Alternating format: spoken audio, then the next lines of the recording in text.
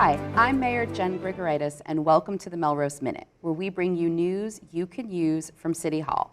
And I'm thrilled to be joined today by Joe Hobbs, our Operations Manager for DPW. Welcome, Joe. Thank you, Mayor. Thank you for being here. And first and foremost, what exactly is an Operations Manager for DPW? Sure. So basically, I manage all the outside components of the city. So that's the parks, the forestry, the highway, sanitation, water, sewer, fleet, cemetery, and the snow and ice control. Wow, so that's a lot, and we try to keep these nice and short and digestible. So we're going to focus today on getting our outdoor spaces ready for spring, which hopefully is here and here to stay. Sure. So let's start first with parks. You mentioned city parks. How many spaces are you maintaining, and what does that look like for the green team? Yeah, so we have about 80 locations that we maintain, some small traffic islands all the way up to large playing fields. So there's quite a bit of diversity in some of the things that we do. About 24 acres of athletic fields, 11 or so locations where we have tennis courts, basketball courts, pickleball courts, and our skate park. So that's a lot. Lots Yeah. of recreation activities brought to us by DPW. Sure. And in terms of maintaining those spaces for all of our users, whether they're young or old, what does that look like for you and your team? What types of work are you doing to keep those spaces in top shape? Yep, so we every spring we plant about 650 flowers. About 100 yards of mulch are spread around those flowers as well. And that's up and down Main Street, all the islands that we see. So that would involve weeding, mulching, planting flowers, mowing, raking, cleaning trash, all those types of things in the common spaces.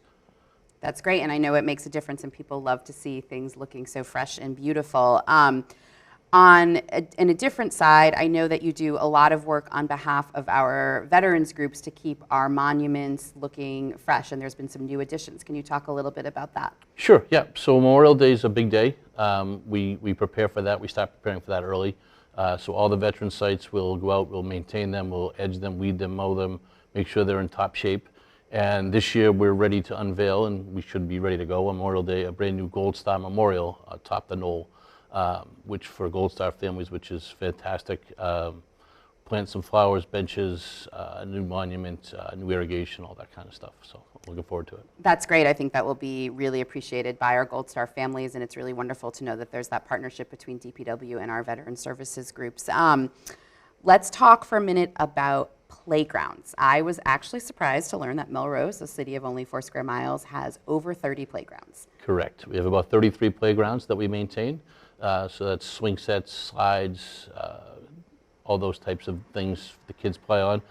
So typically we would make sure that the gates, the fences, everything is safe, keeps the kids in. Repair any issues with the swings, the pour in place rubber, make sure that that's safe, and the playground mulch as well to keep that safe for anybody that might be active in the park. Excellent, and I know as the weather gets good and the days get longer, that is absolutely where people want to be with young kids. And then for those that like to engage in organized sports, you mentioned so many: pickleball, tennis, basketball, all of our athletic fields. So we have a lot of athletic groups, both our school sports teams and our youth sports groups, using those fields and really relying on you and your team to keep them in tip-top shape. Can you talk a little bit about some of the work you all do and some of the challenges in keeping those fields usable? Sure, absolutely. So we have about 10 baseball or softball diamonds that we maintain for the youth and for the high school. And that involves keeping everything graded properly, base paths open, setting the rubber, setting the plate, setting the bases, warning track cleanup, that kind of thing to make it all playable. We line about 8 to 10 soccer fields depending on the youth group's needs in the season. That kind of fluctuates a little bit. So we have to maintain the soccer fields, the cabbage patch for the school sports, and all the baseball diamonds as well. So you're busy, and this is New England, and so spring can be a little temperamental. So tell me, how does weather play a role in field use and Sure. field maintenance? So weather is the number one factor that we deal with, especially coming out of winter. Although the winter was fairly mild, we got a little bit of a head start this year, which was great. But ultimately, the school sports start in the middle of March, so we really have to be ready to go as soon as possible.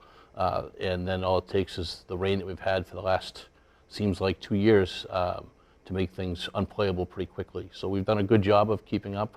I know this weekend we were able to get a couple of games in that we weren't sure we would be able to get in. But it's all weather dependent, and the amount of use that our fields get, it's really difficult to give it the proper rest that it needs to recover as well.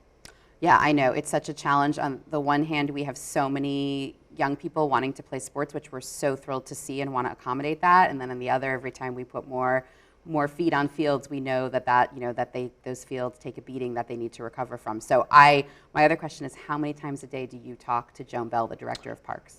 Joan and I are in contact, I would say 7 out of 8 hours a day this time of year. Although I wear many hats, this is go time for the green team and for Joan and for her needs. She has a lot of work with a lot of youth groups. She's got a lot of people pulling at her, and we do our best to support her. She does great work. We just had a new basketball court put in at Felton Park. That'll be paved hopefully this week, if the weather holds. Foss Park was completely done over, paving went in today, so we'll have that striped and ready to go with new fencing. So there's a lot going on, a lot of projects that we're all trying to work together on.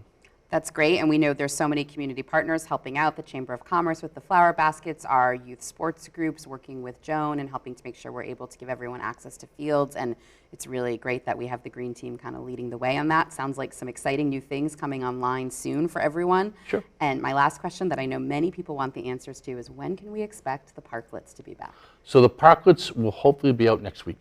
Next week? week, The goal all right. was this week. We lost a little bit with the weather last week, but the weather has finally turned, so that'll be focused next week. That is the true sign of spring in Melrose, when the parklets come back. Sure so is. we look forward to it. Thanks for stopping by and offering us all this great information, and thanks to you and your team for everything you're doing to get us ready for spring. Great. Thanks for having me.